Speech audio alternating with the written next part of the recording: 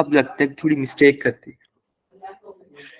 नहीं, बहुत अच्छा नहीं था वैसे वो पढ़ाई के मामले में, मेडिकल में, टू बी ऑनेस्ट, बट चलो। मैम पढ़ाई में नहीं, चलो ये बाकी चीजों में अच्छा है। हाँ, स्पोर्ट्स में अच्छा था। उससे पहले गवर्नमेंट था, वो वाला मेरे को वहां मिला था डीएवी में। चलो एनीवेज, आइए बेटा जी, आज हम ये वाला चैप्टर रिवाइज करेंगे। आपको याद है चैप्टर, प्यारा सा चैप्टर? Yes ma'am. आप में से बहुत Yes, सारे बच्चों ma'am. ने इसको थोड़ा रिवाइज भी कर रखा है ना। Yes ma'am. तो हमारा मेन पर्पस क्या है, लेक्चर तो बने हुए हैं इसके, आपने लगा भी रखे हैं, आप उसको भी फास्ट फॉरवर्ड करोगे तो तुम कॉन्सेप्ट तो रिकॉल कर लोगे। हमें मेन समझना है कि बोर्ड के पर्सपेक्टिव से आंसर कैसे लगाते हैं। तो आज आपको I will give the question, मैं 3-4 क्वेश्चन दूंगी, आप उसको लिखना and then we will discuss कि आपने कैसे उस क्वेश्चन को अप्रोच किया और उसको कैसे ठीक कर सकते हैं। ठीक है, अब हम आपकी एप्लीकेशन भी तो देख लेना, मैं तो आपको 2 दिन से बोल रही हूँ कैसे लिखना है, तो देख भी लेंगे कि लिखना कैसे आया आपको अभी तक। ठीक है, मतलब अभी साहब ने लिख कर दिखाना है? मैं तो सब आंसर लिखने के लिए दूंगी ना तुम्हें, 15 मिनट दूंगी सबको। ठीक है, यस उसके बाद मैम। मैं पूछूंगी हर किसी से ये स्टेप में कैसे किया, ये वाला कैसे किया, किसी से भी okay random. Ma'am. Okay, yes ma'am. तो पहले हम इसको थोड़ा सा रिकॉल कर लेते हैं, जस्ट इन केस किसी बच्चे ने अगर इसको नहीं पढ़ा चैप्टर। ठीक है, थोड़ा सा रिकॉल करते हैं and then I will ask you.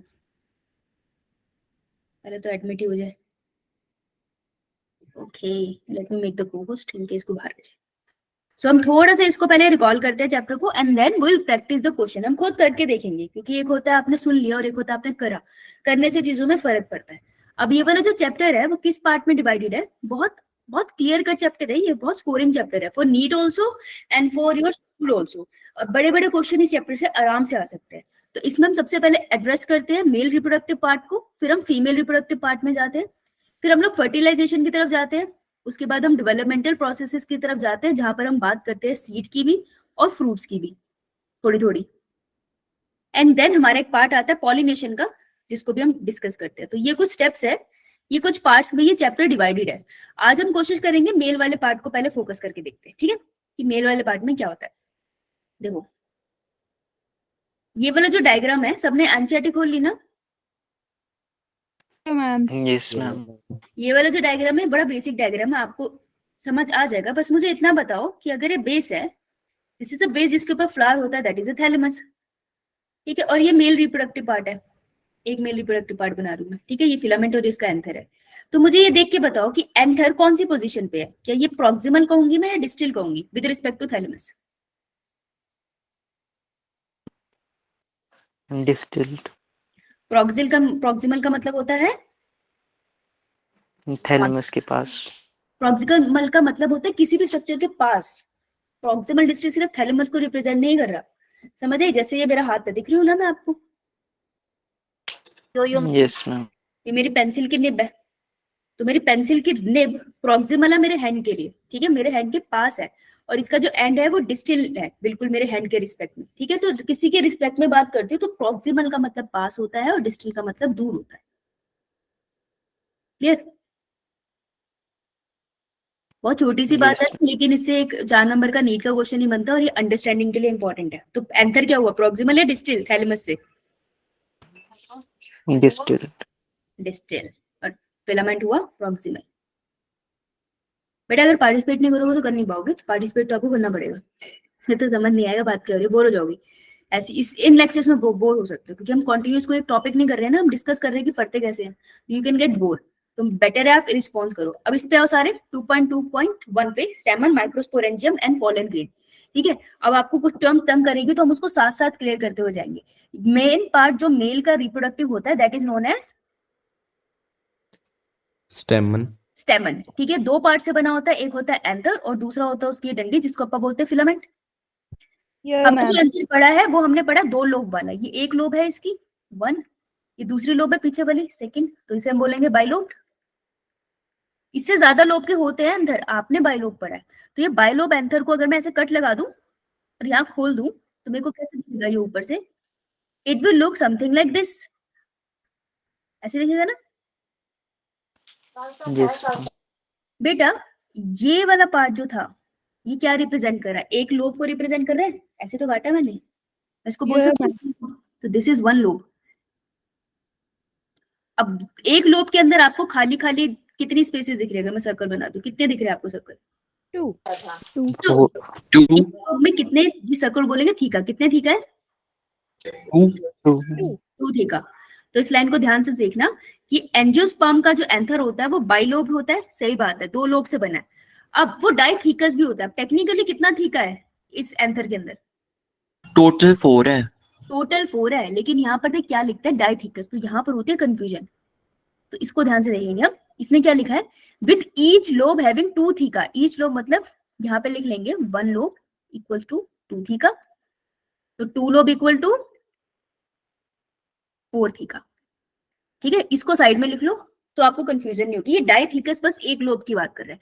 ये पॉइंट आपको कंफ्यूज कर सकता है अगर आपको कोई एमसीक्यू गलती से स्कूल में डिफिकल्ट आ गया तो। नीट के पॉइंट से भी इंपॉर्टेंट है। डन। Yes ma'am. अब देखो पहला वर्ड आ गया माइक्रो। माइक्रो बहुत तंग करता है, तो सबसे पहले मैं एनसीईआरटी के टॉप पे जाऊंगी और यहाँ पे मैं तुम्हें 3-4 वर्ड लिखना बोलूंगी। तो सबसे पहले लिख लो माइक्रो और इसके साथ लिख लो मेगा। माइक्रो, जब भी माइक्रो वर्ड आएगा we will be talking about male, and mega से we will be talking about female. बहुत इजीली लॉन्ग आंसर में गलती होती है। आई स्टिल रिमेम्बर, मैंने लेक्चर दिया था एक बार टेस्ट से पहले मैंने बच्चों को बोला था कि माइक्रो और मेगा का फर्क मत भूलना। तो एक बच्चा पूरा 5 नंबर का क्वेश्चन पूरा गलत लिख के आया था क्योंकि उसने मेगा का आंसर लिख दिया था, क्वेश्चन में माइक्रो पूछा था। तो फीमेल का बता के आ गया था वो एक डेवलपमेंट, लेकिन मैंने पूछा पोलन का था। So this is a very genuine problem जो हो जाती है, तो आपने उसको ऊपर मेंशन कर लेना है। एनसीईआरटी इसीलिए होती है, आप उसको कलरफुल कर दो। आइए, ना anther is a 4 sided tetragonal structure जिसके पास 4 माइक्रोस्पोरेंजियम है। ये क्या होते हैं, ये बनाया था ना बायलोब। इसके बीच में जो सेंटर वाली ये जो पार्ट था ना कॉर्नर्स पे, इनको मैं क्या बुलाती हूँ, माइक्रो स्पोरेंजिया। स्पोरेंजिया। तो ऊपर जा फिर से कॉपी में और वहां लिख माइक्रोस्पोरेंजिया। पहला वर्ड है माइक्रो, क्योंकि अभी हमें कंपैरेटिव बनाएंगे। अगर तुम्हें ये क्लियर हो गया ना फिर तुम्हारा गलत नहीं हो सकता वो क्वेश्चन इस पार्ट से। ये इतना स्ट्रांग हो जाएगा। माइक्रोस्पोरेंजिया क्या है, four circular regions inside 2 lobes of anther। ठीक है, माइक्रोस्पोरेंजिया स्पोरेंजिया करेगा क्या फ्यूचर में इट विल चेंज इनटू, एक बोरी में चेंज हो जाएगा, चेंज इनटू अ सैक।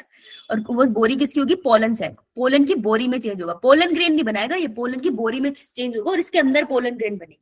समझ आई बात, माइक्रोस्पोरेंजिया। Yes ma'am. लिख लेना इसको साथ साथ में। ठीक है, माइक्रोस्पोरेंजिया ये होता है। अब नीचे आते हैं, ध्यान से देखना। The microsporangia develop further and become pollen sac. ये लाइन इसने यहाँ लिखी है, वो हमने ऊपर लिख ली। दे एक्सटेंड लॉन्गिट्यूडनली, इसको छोड़ो नीचे आओ। अभी बात करें माइक्रोस्पोरेंजियम, वर्ड चेंज हो गया ना, तो अपनी एनसीईआरटी में ना ये इस चीज को अंडरलाइन करते जाओ, माइक्रोस्पोरेंजियम माइक्रोस्पोरेंजियम। अब ऊपर जाओ और लिख कर what is microsporangium, 1 microsporangia is called microsporangium. मतलब जब तुम चारों की बात कर रहे हो तो माइक्रोस्पोरेंजिया मैं वर्ड बोलूंगी, जब मैं एक की बात कर रही हूँ तो माइक्रोस्पोरेंजियम बोलूंगी। समझ आई? ये मैम यस मैम। इतना से ही फर्क है, वर्ड बहुत क्लोज है ना, स्ट्रक्चर सेम है। माइक्रोस्पोरेंजियम भी चेंज हो जाएगा पोलन सैक में, माइक्रोस्पोरेंजिया भी पोलन सैक में चेंज होंगे। बस माइक्रोस्पोरेंजिया मतलब चारों को एक साथ बोल रही हूँ, माइक्रोस्पोरेंजिया मतलब एक को एक साथ बोल रही हूँ। अभी आपको माइक्रोस्पोरेंजियम के अंदर की लाइनिंग दिखाएगा, तो ये रहा लाइनिंग वाला पार्ट। इस डायग्राम में सबसे इंपॉर्टेंट क्या है, आपको ये पता होना चाहिए कौन सी लाइन क्या है। अब अगर देखो बनाना है, फॉर एग्जाम्पल आ गया एक्सप्लेन माइक्रोस्पोरेंजियम। माइक्रोस्पोरेंजियम एक्सप्लेन करने के लिए आया और तुमने डायग्राम नहीं बनाया, हमारे नंबर कट जाएंगे। अब अगर ये डायग्राम बनाओगे तो जिंदगी लग जाएगी जिंदगी तो लगानी नहीं है, तो हम ये वाला डायग्राम बनाएंगे ऐसे। देखो बिल्कुल मैं तुम्हें बताती हूँ सस्ता और टिकाऊ जुगाड़। छोटू सा डायग्राम बनाओ, यहाँ लिख दो पोलन ग्रेन का थीका ये, उसके बाद इसको ऐसे करो, लाइन बनाओ, बोलो मैग्नीफाई। इतना सुंदर लगता है ना ये आपकी कॉपी के अंदर, मैं बता नहीं सकती, इतनी प्यारी शीट बन जाती है ना वो। सही से आता भी नहीं होता ना तब भी देखने में अच्छा लगता है। तो मेक इट मैग्नीफाई। अब मैग्नीफाई में मैं कैसे बनाऊंगी, मेरे पास इतना टाइम तो है नहीं। तो सबसे पहले मुझे 4 लेयर ही तो दिखानी है, मैंने एक लेयर बनाई। अगर मेरे पास सिर्फ एक ही पेंसिल है तो मैंने कुछ नहीं करना है, मैंने अलग अलग डिजाइन से बना दिया। सबसे बाहर वाली लेयर इज एपिडर्मिस, उसके अंदर वाली layer is endothecium, endothecium, endothecium order सही रखना बेटा। उसके अंदर वाली layer is middle layer, middle middle layer, layer. मैंने इसमें डिजाइन अलग कर दिया, मिडल लेयर। बिल्कुल अंदर जो मिलेगी that would B tapetum, tapetum, tapetum, है ना। टेपिटम को मैं ऐसे करूंगी और उसके न्यूक्लियस बना दूंगी टेपिटम। तो कुछ नहीं, जब मैंने इसको मैग्नीफाई किया तो छोटा सा स्ट्रक्चर बन गया ना साइड में, दैट्स इट। तो मैं नंबर मिल जाएंगे इसके बहुत आराम से। Third layer and this is a fourth layer. Right, इतना कॉम्प्लिकेटेड स्ट्रक्चर बनाने मत बैठ जाना, तो राइट साइड में बनेगा नहीं उस टाइम। ठीक है, 4 लेयर बना दी इसकी। याद क्या करना है कि 3 लेयर प्रोटेक्टिव थी, जो बाहर वाली थी प्रोटेक्शन दे रही थी 3 लेयर, और जो अंदर वाली लेयर होती है नरिशमेंट देती है, दैट इज टेपिटम। टेपिटम, हाँ, और यही डेवलपिंग एम्ब्रियो को नरिशमेंट देती है। इसका क्या मतलब है, देख ध्यान से देखना, जो बच्चा खो गया अभी तक। ये बना दी मैंने बाइलोडेंथल, उसके अंदर बहुत सारे माइक्रोस्पोरेंजिया बना दिए मैंने। एक माइक्रोस्पोरेंजियम दिखा रही हूँ तुमको, माइक्रोस्पोरेंजियम। इसके अंदर पोलन ग्रेन बनेंगे ना, तो पोलन ग्रेन के बिल्कुल पास जो लेयर है दैट इज टेपिटम। ये टेपिटम है। इसने क्या करना है, जो पोलन ग्रेन बड़े हो रहे हैं उसको खाना खिलाना है, जो नरिशमेंट वाली लेयर है। इसलिए ये मल्टी न्यूक्लिएटेड भी होती है, इसमें बहुत न्यूक्लियस होते हैं, क्योंकि इसको बहुत सारा प्रोटीन बना रहे हैं और बच्चों को खिलाना है। समझ आई बात? यस, अभी नीचे आते हैं, मैं क्वेश्चन दूंगी इस पे, ठीक है, तो इसलिए ये जरूरी लाइन है। टेपिटम अंडरलाइन कर लिया। अब नीचे आते हैं, इसके और अंदर जा रहे हैं। तो ये तुम्हें बाहर से स्टार्ट करते हैं, एंथर से, उसकी लोब दिखाते हैं, फिर माइक्रोस्पोरेंजिया दिखाते हैं, फिर एक माइक्रोस्पोरेंजियम पढ़ते हैं, फिर उसके अंदर भी जा रहे हैं। अभी अब ये कह रहे हैं ये तुम्हारा माइक्रोस्पोरेंजियम है। माइक्रोस्पोरेंजियम, स्पोरेंजियम मतलब क्या, सिंगुलर या प्लूरल? Singular, singular. तो ये कह रहा है इसके अंदर क्या है, मैंने कहा इसके अंदर पोलन ग्रेन बनेगी। कह रहे किससे बनेगी, हवा से?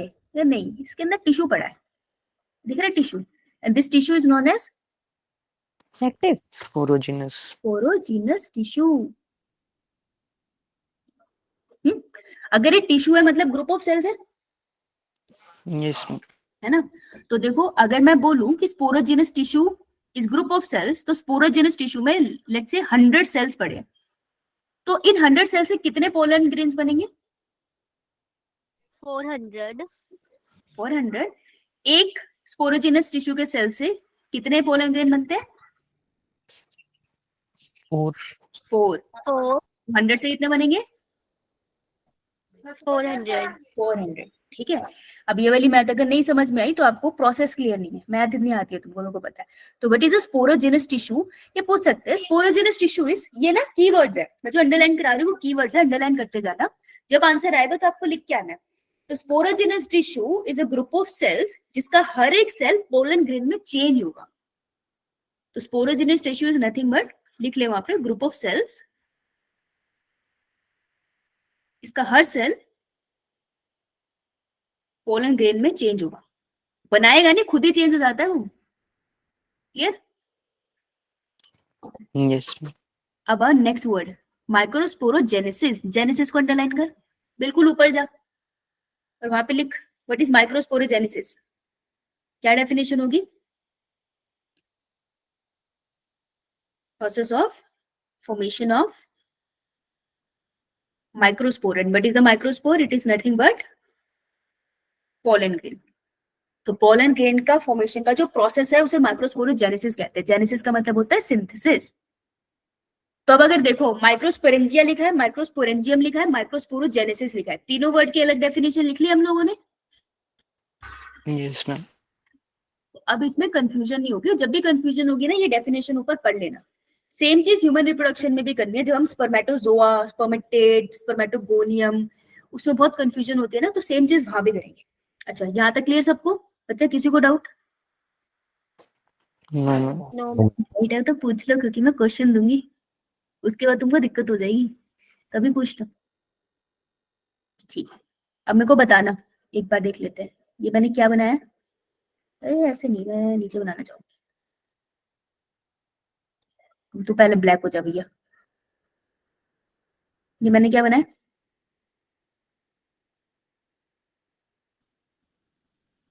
स्टेमन, स्टेमन, उसको मैंने डाइसेक्ट कर दिया। अब ये मैंने क्या बनाया?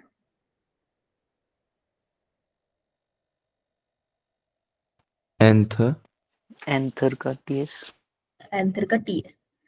ये एक बाहर निकाल दिया। अब ये मैंने बाहर क्या बनाया? एक बना है, क्या चीज है?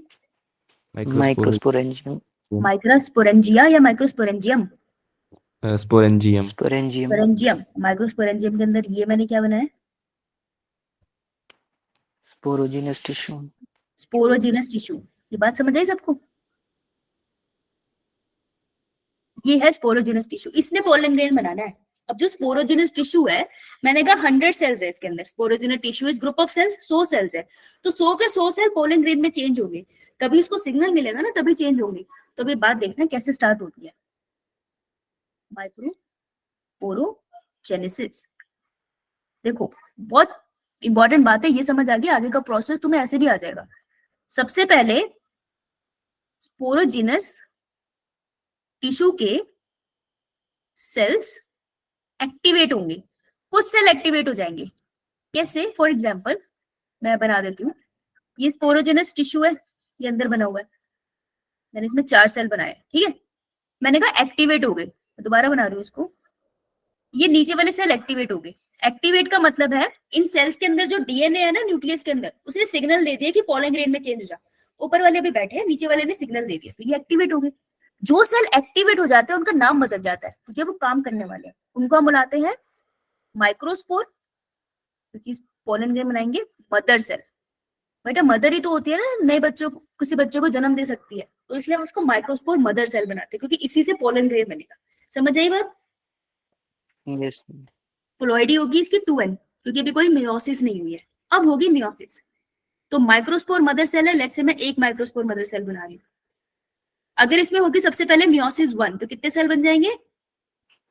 2 हम इसको पता है कैसे रिप्रेजेंट करते हैं? हम एक ही सेल में 2 लाइन बना देंगे, इसे बोलते हैं हम माइक्रोस्पोर टेट्राड। ऊपर यही सब लिखा है जो मैं बना रही हूँ। अब इसमें मियोसिस 1 कभी होगी, रुकेगी थोड़ी, मियोसिस 2 भी तो होगी, तब तक मियोसिस खत्म ही नहीं होगी। तो अब क्या बन जाएंगे? Total number of cell would be 4 4, और इसे हम बोलेंगे सॉरी माइक्रोस्पोर डायाड है, डायाड। अब हम क्या बुलाएंगे उसको जिसमें 4 बन गया? That would be microspore tetrad tetrad. हाँ, अब हर एक सेल, यानी कि ये भी पोलन ग्रेन में चेंज हो जाएगा, ये भी पोलन ग्रेन में चेंज हो जाएगा, ये भी पोलन ग्रेन में चेंज हो जाएगा, ये भी पोलन ग्रेन में चेंज हो जाएगा, ठीक है। तो ये माइक्रोस्पोरोजेनेसिस का प्रोसेस था, जो मैंने आपको बोला वो सब कुछ यहाँ मेंशन है। देखो ये बने सारे, ये सब कीवर्ड्स है, जब आप आंसर लिखोगे बड़ा तो आपको ये मेंशन करना है, इस पे लॉन्ग क्वेश्चन बनता है आराम से। समझ आई बात क्या होता है? यस अब मैं तुम्हें लास्ट टॉपिक पढ़ाऊंगी पोलन ग्रेन, उसके बाद हम लोग इसका आंसर प्रैक्टिस करेंगे। जो पोलन ग्रेन होता है that is also known as male gametophyte, ये मेल गेमेटोफाइट मेल।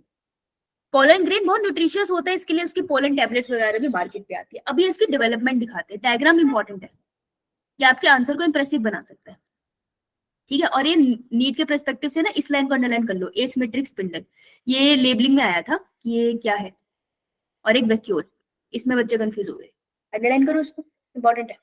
स्टार बना दो उसको, पहले एकदम तारा चमका दो, है? अब ये माइक्रोस्पोर टेट्राड का एक, यस ठीक है, तो माइक्रोस्पोर टेट्राड का एक सेल है हमारे पास। हम इसमें अंदर क्या होगा, इसके अंदर पहले अरेंजमेंट होगी, एक तरफ वैक्यूल चले, एक तरफ न्यूक्लियस चला गया, फिर आप न्यूक्लियस में एसिमेट्रिक डिवीजन करा के 2 सेल बनाते हो। देखो एक ही के अंदर 2 सेल है, वेजिटेटिव सेल जो बिग होता है और जेनरेटिव सेल जो स्मॉल होता है। अब इसके बाद इसके आसपास लेयर बननी स्टार्ट होती है, जो इसमें दिखाते नहीं है। बाहर वाली लेयर को बोलते हैं हम एक्साइन, अंदर वाली को बोलते हैं अपा इंटाइन। स्पोरोपोलिन एक केमिकल है जो डिग्रेड नहीं होता, ये बहुत ही रेजिस्टेंट केमिकल है नेचर में। तो स्पोरोपोलिन कौन सी वाली लेयर में प्रेजेंट होता है? एक्साइन। Exine sporopollenin. तो बेटा स्पोरोपोलिन पे 1 मार्क का क्वेश्चन बन सकता है आराम से। और कहाँ प्रेजेंट होता है वो? अगर ये कभी डिग्रेड नहीं होता तो पोलन ग्रेन तो कभी फटेंगे ही नहीं। पोलन ग्रेन के अंदर ये जो जनरेटिव सेल है, फर्टिलाइजेशन में बताऊंगी कि जनरेटिव सेल जाके एग के न्यूक्लियस से फ्यूज करता है, तो ये कैसे बाहर निकलेगा? अगर स्पोरोपोलिन ने कवर किया है तो हमेशा एक्साइन के ऊपर एक जगह पे छेद होता है, उस छेद को अपन क्या बुलाते हैं?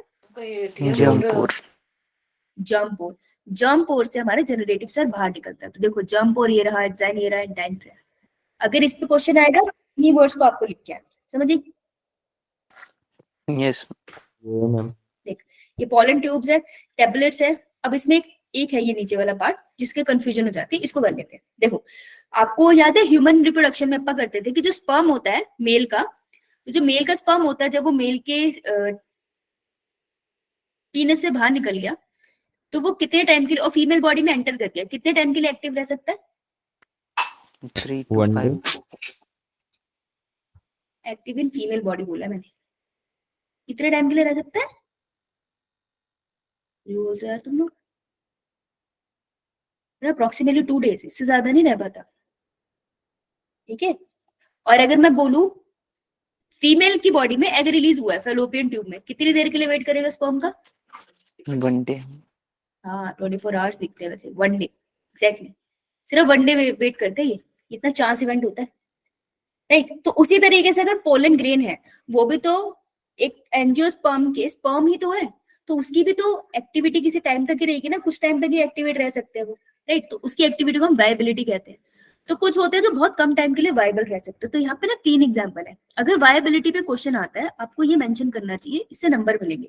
एक तो ये नीट का PYQ है, और दूसरा अगर आपको स्कूल में आंसर आ जाता है पोलन ग्रेन के ऊपर, तो तुम, और लंबा क्वेश्चन आ गया 2.5 नंबर का, तो क्या लिखोगे जबरदस्ती, इसको डाल दे रहे हो उसमें। इसको कैसे याद किया था हमने? डाइनिंग टेबल है और आपके कुछ खास दोस्त खाने पे आए, तो तुमने फर्स्ट क्लास रोजेस लगाए हैं यहाँ पे, लेकिन खाने में तुमने क्या बनाया? वेजिटेरियन है सारे, तो तुमने खाने में स्टेपल फूड बनाया, और अपना स्टेपल फूड क्या है? एक तो होते हैं ना फ्राइड आलू, पोटैटो, और मस्त वाली दाल, ठीक है, पल्सेस, पोटैटो एंड पल्सेस, वही पीली वाली दाल होगी, ग्रीन वाली दाल, और एक फ्राइड पोटैटोज होगी, और रोजेस के टेबल पे आपने रखा है, आप खाना खाने वाली हो।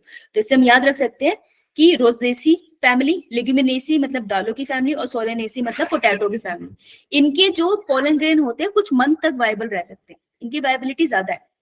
इसलिए आप देखोगे दालें ज्यादा मिलती है, पोटैटो की खेती भी जल्दी हो जाती है, इनकी वायबिलिटी बहुत ज्यादा है ना, इस वजह से ये नेचर में सर्वाइव कर जाते हैं।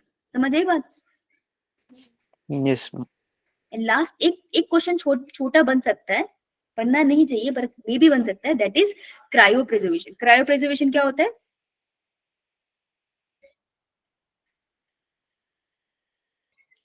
एक्सट्रीम ठंडे टेम्परेचर में किसी को बचाया, ठीक है। जैसे आपने सुना भी होगा कि फीमेल अपने एग्स फ्रीज करा लेते हैं, या मेल अपने स्पर्म फ्रीज करा लेते हैं, स्पेशली जो बॉडी बिल्डिंग में होते हैं, उनकी बॉडी बहुत ज्यादा स्टीरॉइड्स लेती है ना, तो वो स्पर्म की क्वालिटी को खराब करता है।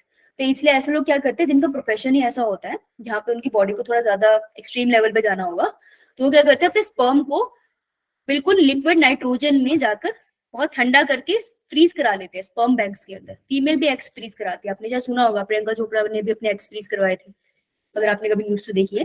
तो वैसे ही पोलन ग्रेन को भी फ्रीज कर सकते हैं। मान लो ना कोई प्लांट खत्म होने वाला है, एक्सटिंक्शन की कगार पर है, हम उसके पोलन ग्रेन को फ्रीज कर लेंगे। तो लिक्विड नाइट्रोजन में टेम्परेचर है -196 डिग्री सेल्सियस, बेटा माइनस याद रखना। तो लिक्विड टेम्परेचर में अगर आप पोलन ग्रेन को रख दो लिक्विड नाइट्रोजन में -196 डिग्री सेल्सियस के अंदर, तो उस प्रोसेस को हम कहेंगे क्रायो प्रिजर्वेशन। ठीक है जी? यो मैम। तो ये थोड़ा सा पार्ट था मेल का। अभी सबके पास एनसीईआरटी है? Yes. Yeah, ma'am. अब मैं तुमको क्वेश्चन दे रही हूँ, रूल क्या है, तुमने एनसीईआरटी यूज करनी है, कोई इंटरनेट यूज मत करना। तुम्हारे स्कूल में एनसीईआरटी में जो वर्ड्स है उसी के बेसिस पे आंसर चेक होने वाला है, और अभी तुम इंटरनेट यूज भी कर लो, तुमको याद नहीं रहने वाले इतने वर्ड्स। तो एनसीईआरटी की मदद से 3 क्वेश्चन पूछ रही हूँ, इसके आंसर लिखना। पहला क्वेश्चन है आपका 5 मार्क का, दैट इज क्वेश्चन लिखो।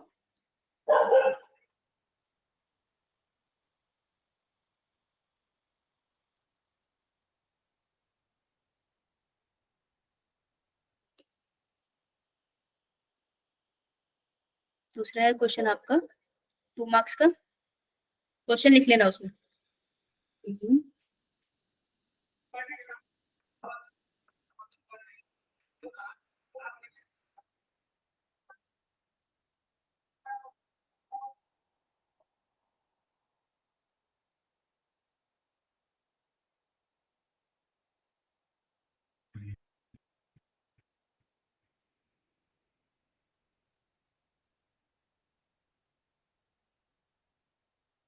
ये 2 मार्क्स का है।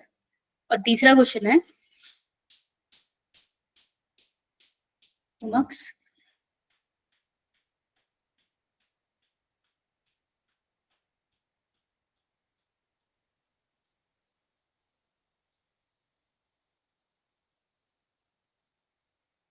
he is over all. चलो जी, तीनों क्वेश्चन विजिबल सबको? Yes. You have 15 minutes, exactly 15 minutes. NCERT की मदद ले सकते हो आप. मैं एक्सपेक्ट करती हूँ कि बहुत सारे बच्चे नहीं अभी पढ़ के आए हैं.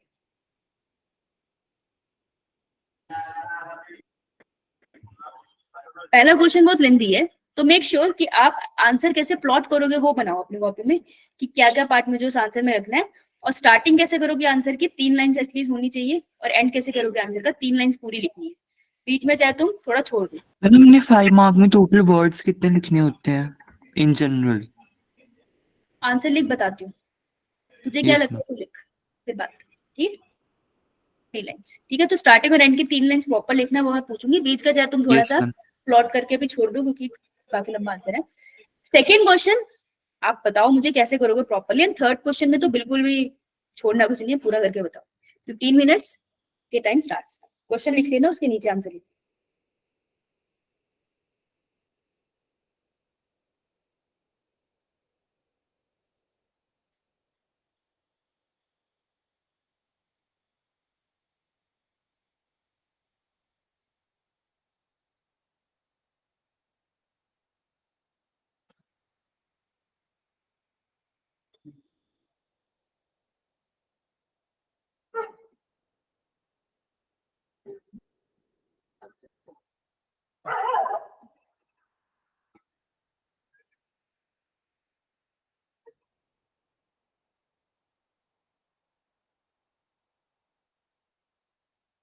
बस एक ही रूल है, एनसीईआरटी स्टिक करना.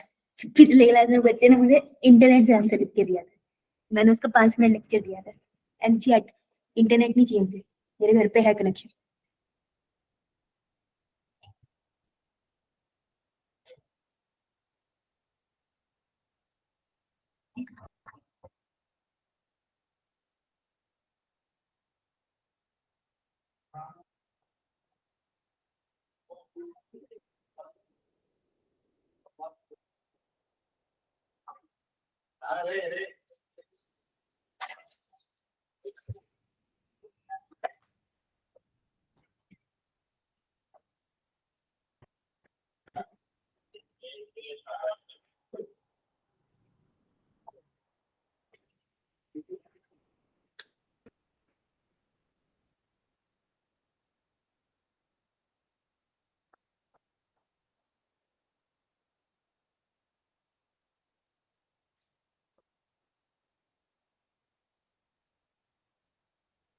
कौन है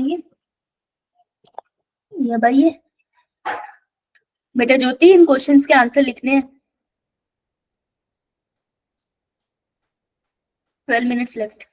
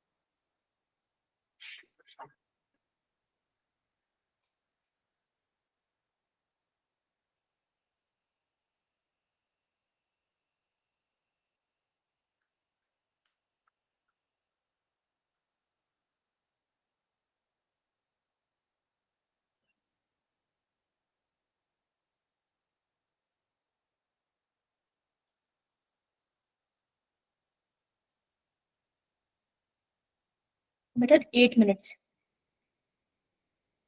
हर्ष कहाँ तक पहुंचे, कौन से आंसर पे? सेकंड।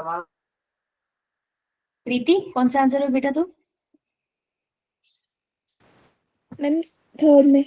ओके कशिश आप? Ma'am third question. ठीक है गुड गुड यार, थर्ड पे पहुंचे हो। ओहो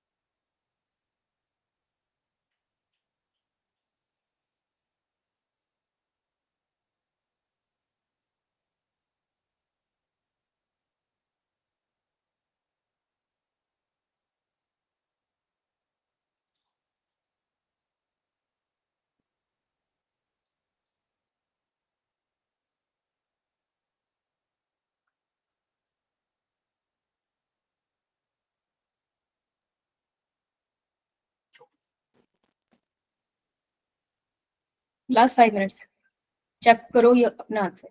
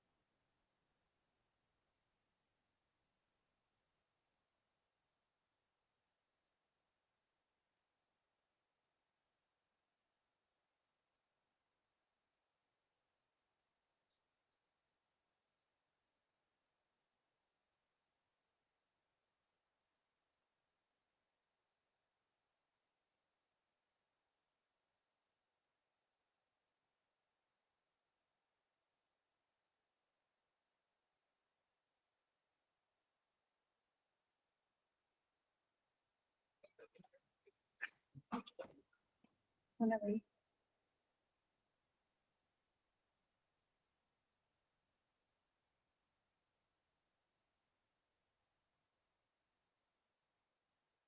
तो वेदर खराब की वजह से इंटरनेट का बहुत इशू है।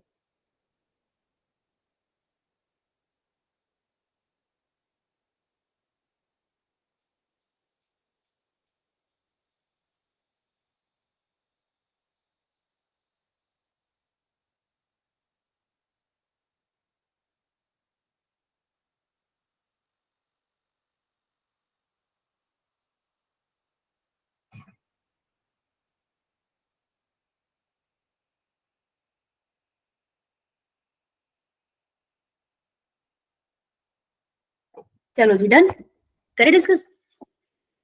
Yes ma'am. ठीक है फिर एक काम करो, सी कोई कंपटीशन नहीं और आंसर सबके बहुत सारे गलत आने वाले, so that is very very very very normal. ठीक है सो रेज योर हैंड जिसके आंसर्स खुद से रेज कर लो, जबरदस्ती धक्का नहीं करना मैंने।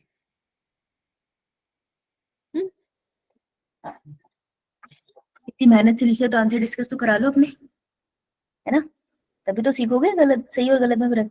रुजुल,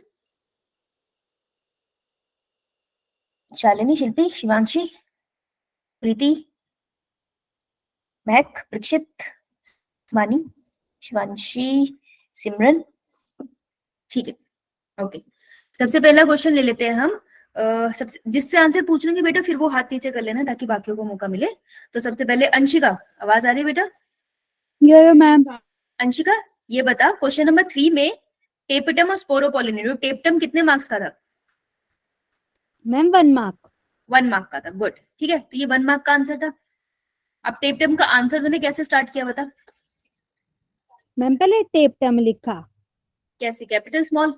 कैपिटल, कैपिटल, फिर एरो लगा दिया। ओके, देन मैम डेफिनेशन लिखी इसकी, इसके आगे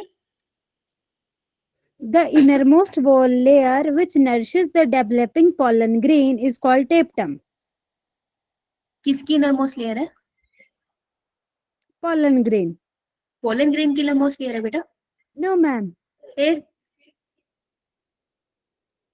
किसकी? Anther. एंथर की इनरमोस्ट लेयर है, सही बोल रही है ये? यो मैम। एंथर बोल सकते हैं। The innermost layer of the anther that nourishes the pollen grain is known as tapetum. बेटा इसके सामने लिखने से अच्छा था ना नीचे लिखा कर, आंसर ना थोड़ा सा बड़ा लगता है। क्या होता है, जैसे कोई स्टैंडर्ड तो है नहीं फिक्स कि आप पेपर कैसे चेक कर सकते हो, तो कुछ टीचर्स को स्पेसिफिकली पसंद होता है थोड़ा ज्यादा लिखा हुआ कंटेंट, और वो बायो में एक्सपेक्ट भी करते हैं। अब तुम जबरदस्ती क्या बड़ा करोगे ना, तो उसको लिखने का तरीका हम बड़ा कर देते हैं। तो जब तूने टेपटम लिखा कैपिटल बिल्कुल सही, ठीक है, आगे लिखा वो गलत नहीं था, पर मैं सजेस्ट करूंगी कि बेटा इसके नीचे लिखियो बिना लाइन छोड़े, ठीक है, यहाँ लिखियो डेफिनेशन। Yo ma'am. ठीक है, डेफिनेशन होगी एक लाइन में। फिर कोई और पॉइंट लिखा? मैम tapetum का फंक्शन, क्या फंक्शन है?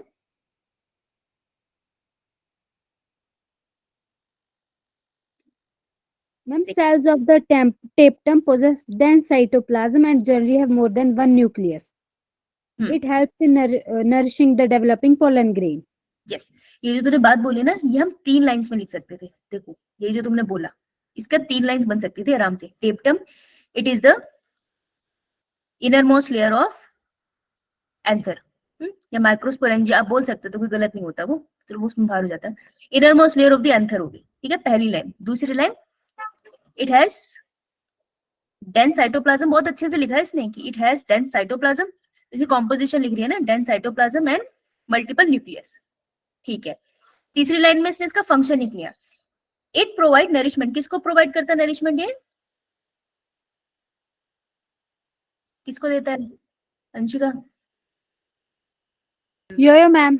किसको नरिशमेंट प्रोवाइड करता है ये? Developing pollen grain. हाँ, डेवलपिंग पोलन ग्रेन। बेटा यहाँ पोलन ग्रेन मत लिख देना, डेवलपिंग लिखना है, जो बड़े हो रहे हैं उनको। तो देखो 1 नंबर का क्वेश्चन था ना, अगर आप ये एक के साथ लिख देते इनर मोस्ट लेयर है जो नरिशमेंट प्रोवाइड करती है, वो एक ही लाइन हो जाता। लेकिन अगर आपने 3 पॉइंट्स में लिख दिया छोटा सा आंसर, तो ये ज्यादा अच्छा लग रहा है देखने में, and this is sufficient, more than enough. समझ आई? This is how you can make answer impressive. Clear सबको? Yo ma'am. ओके, हाथ में जगह ले बेटा। चाहो तो एक पैराग्राफ में भी लिख सकते हो, वो गलत नहीं है, लेकिन आप अपना आंसर साफ भी तो लिख सकते हो ना। अब जब आपका पेपर चेक कर रहा होगा उसका दिल खुश होता चला जाएगा कि अच्छा अच्छा लिखा है इस बच्चे ने। अगला वर्ड कौन सा था बेटा? स्पोरोपोलिनिन, है ना। अब हर आंसर में आपके बहुत लाइन नहीं बनती है, 1 मार्क की तो है, तो ठीक है, जिसमें नहीं बन रही उसमें क्या कर सकते हो। तो स्पोरोपोलिनिन के लिए कैसे लिखा है शालिनी? चल रुक, सात्विक बताना स्पोरोपोलिनिन के लिए कैसे लिखा है बेटा तूने?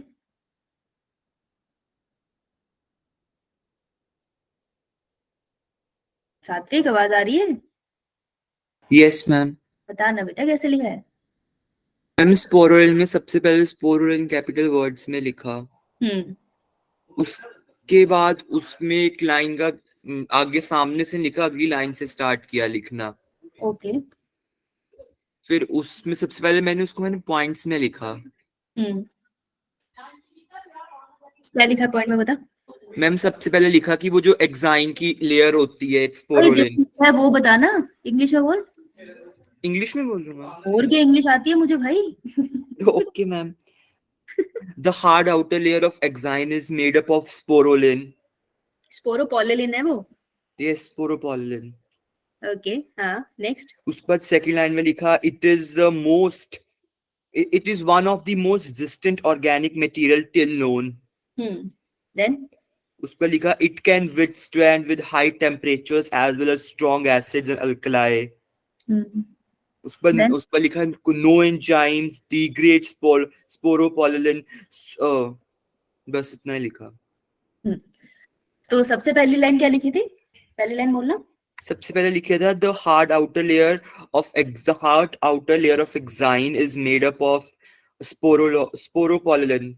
तुमने इसकी सबसे पहली लाइन में क्या लिख दी, लोकेशन है ना, कहाँ पर है प्रेजेंट। Yes ma'am. बेटा उसके बाद तूने इसका फंक्शन लिख दिया कि ये क्या करता है, प्रोटेक्ट करता है। मैम सबसे पहले लिखा सबसे ज्यादा वो resistant organic material till known है। क्वालिटी लिख दी तूने, है ना। फिर उसके बाद नेक्स्ट 3 लाइन में भी क्वालिटी लिखी। बेटा कहीं पे एक्सप्लेन किया what is sporopollenin? No ma'am. है ना। तो जब भी 1 मार्क का क्वेश्चन है ना, सबसे पहले उसको एक्सप्लेन करना है। तो sporopollenin is what, it is a chemical. जो तूने पहली लाइन लिखी है ना, उसमें बस ये वर्ड डाला था, it is a chemical present in exine layer of the pollen grain. ठीक है, तो ये जो वर्ड था ना केमिकल, तो तूने बता दिया स्पोरोपोलिन है क्या, केमिकल है जो वहां मिलता है। क्योंकि ऐसे स्पोरोपोलिन तो कुछ भी हो सकता है ना, कोई स्ट्रक्चर भी हो सकता है, भी हो सकता है। समझ आई गलती क्या थी इसमें? Yes ma'am. ठीक है, तो वहां पे एक वर्ड केमिकल लगाना था। उसके बाद आपने लिखा उसकी लोकेशन इसी में ऐड होगी। ठीक है, फिर आपने उसका लिखा फंक्शन कि ये बहुत रेजिस्टेंट मटेरियल होता है। ठीक है, मोस्ट रेजिस्टेंट होता है। अब ये जो 3 लाइनें आपने नीचे लिखी है ना, लास्ट की 2 लाइनें पढ़ना एक बार। एंजाइम वाला और हाई टेम्परेचर वाला। पढ़िए। It can withstand with high temperature as well as strong acid alkali. और एक और लाइन लिखी थी, No enzymes that degrade sporopollen.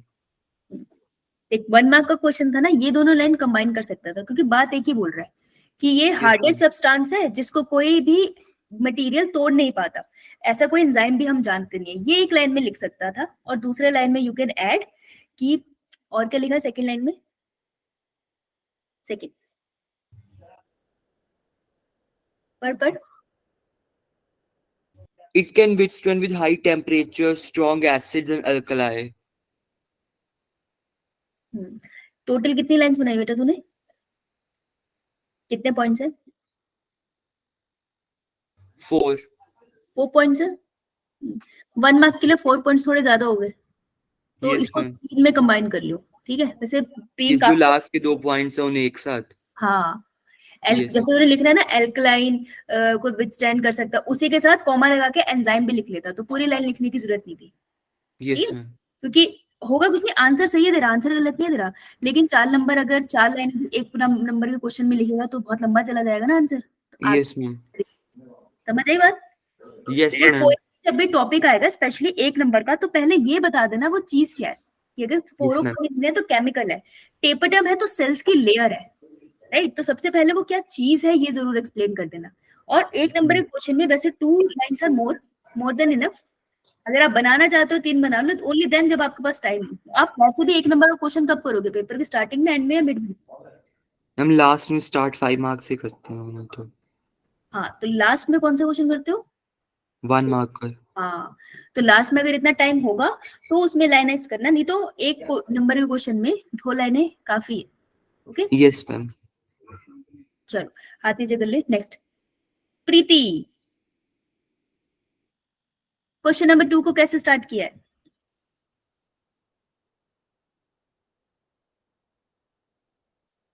नहीं बताएगी? हरीश बता भाई, बंदर कैसे स्टार्ट किया तूने? मैम मैंने नहीं किया ये क्वेश्चन। अबे भाई क्या प्राणी है तू, है क्वेश्चन क्यों नहीं किया? ऑप्शन कहाँ दिया था मैंने तुझे सिलेक्ट करने का? क्या था ये, कौन सा किया तूने? फर्स्ट और थर्ड। तेरे को शर्म नहीं आती है? सेकंड क्यों नहीं किया? मैम टाइम नहीं रहा। टाइम नहीं है, भगवान। हर्ष बता भाई। मैम मेरी आवाज आई है? कौन आई है? मैम मेरी आवाज आ रही है आपको? हाँ, आवाज तो आ रही है। Yes ma'am. चल बता, सेकंड क्वेश्चन को स्टार्ट कैसे किया? मैम सबसे पहले इसकी डायग्राम बनाई। गुड़िया जब आंसर स्टार्ट करेगी ना तो आपको उसका इंट्रोडक्टरी लाइन लिखनी पड़ेगी, ठीक है? Yes ma'am. अगर आप इंट्रोडक्टरी लाइन नहीं लिखोगे तो वो ऐसा हो जाएगा आप एकदम से फेंक दिया डायग्राम। आप बताओ तो सही आप करने क्या लगे हो? तो you need introductory line, boards में ये चाहिए होती है, फॉर्मेलिटी करनी पड़ेगी। तो आप दो चीजें कर सकते हो, यहाँ लिखा था explain diagrammatically the process of pollen grain development. आप दो चीजें कर सकते हो, तो यहाँ पे या तो आप पॉलन ग्रेन की डेफिनेशन लिख देते, what is a pollen grain, या फिर आप क्या कर सकते थे, आप एक बहुत सिंपल लाइन लिख सकते थे जो मैं बहुत लिखती थी, दैट इज फॉलोइंग, सीधा सामने से स्टार्ट कर सकते हो। फॉलोइंग इज द, कि नीचे लिखा हुआ है following is the diagrammatic representation of pollen grain development. Question की लाइन ही नीचे लिखी है लेकिन आपने उसको इंट्रोड्यूस करा दिया कि मैंने आंसर में डायग्राम किस चीज का बनाया। तो डायग्रामेटिक क्वेश्चन में डायग्राम ही बनाना है, वो बात सही है, लेकिन एक लाइन जरूर लिखनी है एंड ट्राई करना कि जिस चीज का डायग्राम बोला उसकी डेफिनेशन लिख देना, समझ आई? यो मैम। अगर डायग्राम की Yes, डेफिनेशन ma'am. उस टॉपिक की डेफिनेशन नहीं आती है तो कोई बात नहीं, क्वेश्चन से उठा लेना, लेकिन फॉलोइंग करके कुछ लिखना जरूर। तो you need to have an introductory line. Clear सबको? यो मैम। Yes. लिख लो हैव इंट्रोडक्टरी लाइन। एक लाइन बहुत है, कोई कुछ और लिखने की जरूरत नहीं है, सिर्फ एक लाइन बहुत है, क्योंकि डायग्राम क्वेश्चन में डायग्रामेटिक रिप्रेजेंटेशन है। प्रीति क्या हम इसको थ्योरी में एक्सप्लेन करेंगे? No ma'am. नहीं है ना, तो डायग्रामेटिक रिप्रेजेंटेशन है, एक लाइन बहुत है। अब उसके बाद क्या किया बेटा तूने? मैम उसके फिर पोलन ग्रेन के बारे में लिखा कि pollen grain represent the mail gametophyte. It is generally spherical, measuring about 20 to 25 micrometer in diameter. प्रीति फिर One is the प्रीति तुम इंडिया से चली गई हो, वापस आओ, आवाज नहीं आ रही। मैम अब आई? हाँ अब आई। फिर Yes ma'am. It has a prominent two-layered ball. One is exine and one is intine. फिर Yes ma'am. फिर मैम एक्साइन को एक्सप्लेन किया कि वो स्पोरुलिन से बनी है और जो इंटाइन है वो क्या बोलते, उसमें स्पोरुलिन एब्सेंट होता है। अच्छा अब मेरे को बता कि ये डायग्राम बनाया है? Yes ma'am. इस क्वेश्चन में क्या पूछा है? मैम सिर्फ डायग्राम ही। एक्सप्लेन करना डायग्रामेटिकली, तो इतनी थ्योरी क्यों लिखी तूने? Yes ma'am. अरे क्यों लिखी है पूछ रही हूँ बेटा। Ma'am yes ma'am. बोल बोल बोल बोल। मैम 2 नंबर का ही था तो मैम थोड़ा ही लिखना था। नहीं नहीं लिखना था, ध्यान से देख क्वेश्चन। एक्सप्लेन डायग्रामेटिकली, वो कह रहा है ये कॉन्सेप्ट को एक्सप्लेन कर मेरे को डायग्राम के साथ। कह रहा है सामने से कि मेरे को थ्योरी नहीं चाहिए भाई, डायग्राम बना। तो एक्सप्लेन डायग्रामेटिकली बोल रहा है ना, तो क्यों लिखेगी theory? Explain Yes, the ma'am. Process of pollen grain development dot draw a diagram, तब मेरे को समझ आता है थ्योरी लिखी है। उसने स्पेसिफिकली लिखा है एक्सप्लेन डायग्रामेटिकली, थ्योरी नहीं लिखनी है। ये देख के टीचर और भड़क जाएगा कि जहां लिखा है एक्सप्लेन डायग्रामेटिकली तुमने थ्योरी क्यों लिखी है, ठीक है? और अगर नहीं भी भड़केंगे तो थ्योरी के मार्क्स नहीं मिलेंगे, लेकिन तेरा टाइम खराब हो गया ना, 2 नंबर का क्वेश्चन था। तो इंट्रोडक्टरी लाइन लिखनी है बस, ठीक है? मैक्सिमम 1 लाइन, एक ही लाइन लिखनी है बस, बहुत है।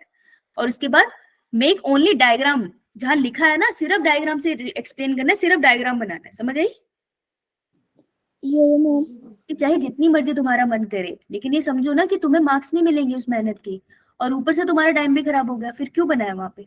उससे अच्छा तो सारा टाइम डायग्राम बनाने में लगाते थे, ज्यादा प्यारा डायग्राम बनता। अब डायग्राम बनाएगी तो कहाँ बनाएगी, लेफ्ट साइड, राइट साइड या बीच में? मैम सेंटर में। At centre. डायग्राम पेन से बनाएगी पेंसिल से? मैम पेंसिल से। लेबलिंग कैसे करेगी, कैपिटल स्मॉल? मैम कैपिटल और पेन से। कैपिटल लेटर बेटा पेंसिल से करेगी। Yes ma'am. लास्ट में अगर टाइम मिलेगा तो उसके ऊपर पेन चला दो, लेकिन करनी पेंसिल से। गलत हो सकती है ना लेबलिंग करते हुए, फिर गंदा हो जाएगा डायग्राम, राइट? और एक ही साइड को करनी है लेबलिंग। ऐसा मैंने बना दिया ये, तो मैं कोशिश करूंगी कि सारे स्ट्रक्चर में मैं राइट साइड को लेबल कर रही हूँ या मैं लेफ्ट साइड को लेबल कर रही हूँ, उल्टे सीधे नहीं करने, ठीक है? समझ आया गलती? ये मैम। ठीक है। हर्ष क्वेश्चन Yes, नंबर 1 कैसे स्टार्ट करा बेटा? heading the microsporogenesis, फिर उसके बारे में definition लिखी.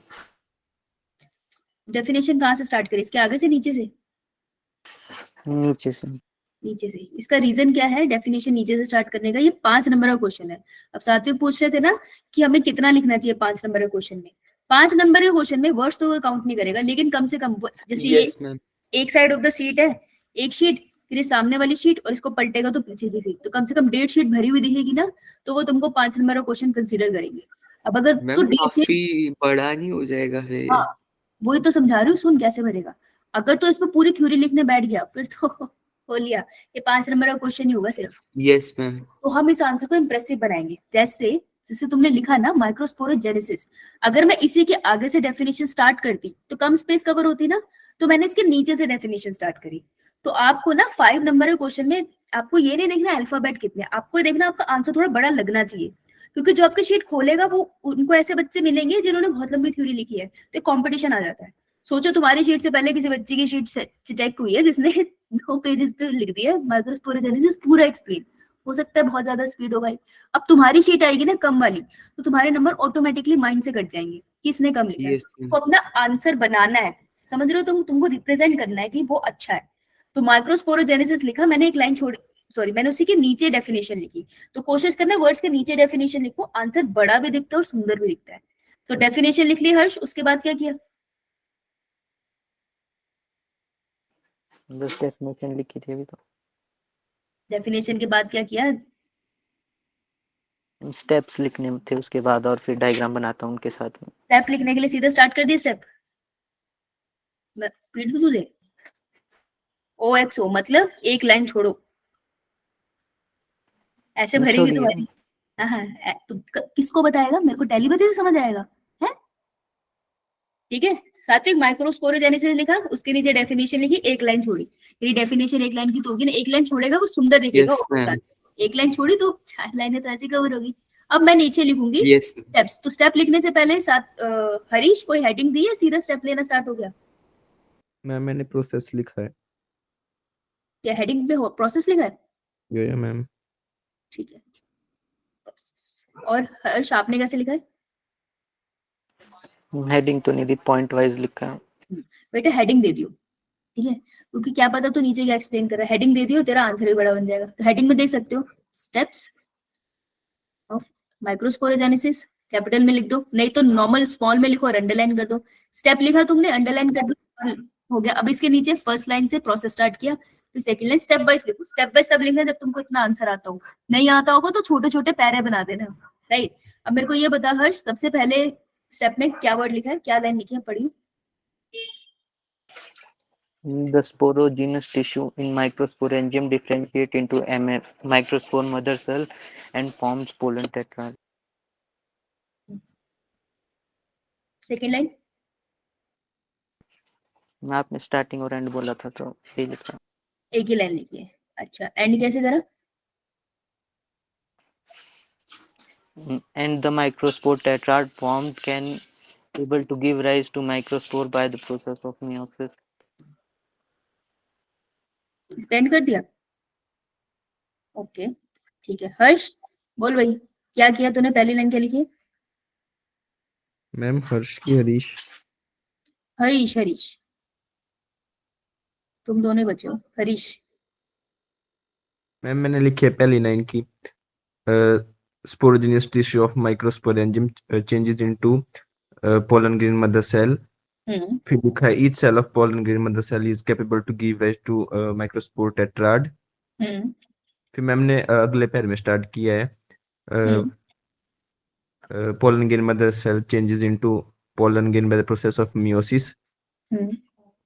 At the first division of meiosis, PMC, first division of PMC, the number of chromosome gets half. फिर ब्रैकेट में n लिखा है, and then at the second division of PMC, there is a formation of tetrad. As the tetrad matures, it separates from each other and develop into pollen grain. खुद लिखा है internet से लिखा है? खुद। सच बता। खुद लिखा है मैम। खुद लिखा है, बहुत अच्छा आंसर लिखा है, ये अच्छा था, ये गुड था। उसने स्टार्टिंग करा कि स्पोरोजिनस टिश्यू के अंदर जो सेल्स होते हैं वो माइक्रोस्पोर मदर सेल बनते हैं। जहां पे तुमने लिखा माइक्रोस्पोर मदर सेल, उसको तुमने एक्सप्लेन कर दिया, उसकी फुल फॉर्म एक बार लिख दी। अब बाकी पूरे आंसर में तुम शॉर्ट फॉर्म लिख सकते हो। तो पहली लाइन में तुमने इंट्रोड्यूस किया microspore mother cell. Second line में बेटा हर्ष तुमने इंट्रोड्यूस करना था कि microspore mother cell undergo into meiosis 1, तो वो बन जाएगा डायाड। फिर तीसरी लाइन में एक्सप्लेन करना था माइक्रोस्पोर मदर सेल का मियोसिस हो गया ना, तो अब आप तीसरी लाइन में लिखोगे the cell undergo meiosis 2 and form tetrad, अब टेट्राड बना। फिर आप फोर्थ लाइन में लिखते each tetrad will change into pollen grain. तो मिसिंग पता है क्या था? मिसिंग ये वाले वर्ड थे, आपने मियोसिस को सही से एक्सप्लेन नहीं किया। और ये सारे स्टेप में यही तो इंपॉर्टेंट था, मदर सेल से मियोसिस 1 हुई, मियोसिस 2 हुई, टेट्राड बने, इसी को एक्सप्लेन करना था। तो आपका जो स्टेप मेकिंग है ना वो अभी अच्छी नहीं है, आप सबकी ना बहुत अच्छी स्टेप मेकिंग नहीं है। और स्टेप कैसे बनते हैं? जब हमें प्रोसेस किया। तो हाथ नीचे कर ले बेटा। आंसर्स आपको कॉन्सेप्ट पता है जिन्होंने भी पढ़ा, वैसे बुक सामने थी तो इतना तो लिख ही सकते थे। आपको आंसर स्टेप्स लिखने सीखने पड़ेंगे। स्टेप को स्टेप वाइज ही लिखा जाता है। जैसे अगर मैं बोल दूं कि चाय कैसे बनी थी, how did you make tea, तो आप बोलोगे गैस चलाया, उसमें पतीला रखा, उसमें पानी डाला, चीनी चाय पत्ती डाली, दूध डाला, फिर उसको बॉईल किया और फिर हमने उसको ग्लास में डाला। आप ये तो नहीं बोलोगे ना कि गैस जलाया और सीधा ग्लास में पानी डाल दिया, उल्टा हो जाएगा। तो आपको ना प्रोसेस आता है। आप लोगों की प्रॉब्लम ये है कि आपको स्टेप्स लिखने नहीं आते। तो अपने दिमाग में ना जब कोई क्वेश्चन आता है ना व्हाट इज माइक्रोस्पोरोजेनेसिस, तो पहले प्रोसेस अपने दिमाग में सोचना है। जैसे इंग्लिश बोलने से पहले हमारे दिमाग में एक बार आता है ना कि हमें इन वर्ड्स को क्या से बोलना है, अपने आप आता है। वैसे ही आपको प्रोसेस दिमाग में सोचना है, माइक्रोस्पोरोजेनेसिस क्या होता है, अच्छा जैसे ऐसे होता है, ठीक है। उसके बाद आंसर लिखना स्टार्ट करो। Give it a 1 minute, 5 number का क्वेश्चन है, 1 मिनट तो दे सकते हो ना सोचने का। दिमाग में सोचो, फिर उसको स्टेप वाइज लिखो। जब सोच के लिखोगे तो गलत नहीं होगा, आपके स्टेप अच्छे बनेंगे। तो ये अच्छे से स्टेप बने, लेकिन आंसर कंप्लीट नहीं हुआ है अभी, ये डेट पेज का हुआ है। अब क्या बनाओगे यहाँ पे? डायग्राम। तो बेटा डायग्राम बनाना है यहाँ पे। और क्योंकि 5 नंबर का क्वेश्चन है तो वो देख के लग रहा है कि अभी भी स्कोप है मेरे पास, तो एंड में कंक्लूजन लिख दे। What will be the conclusion?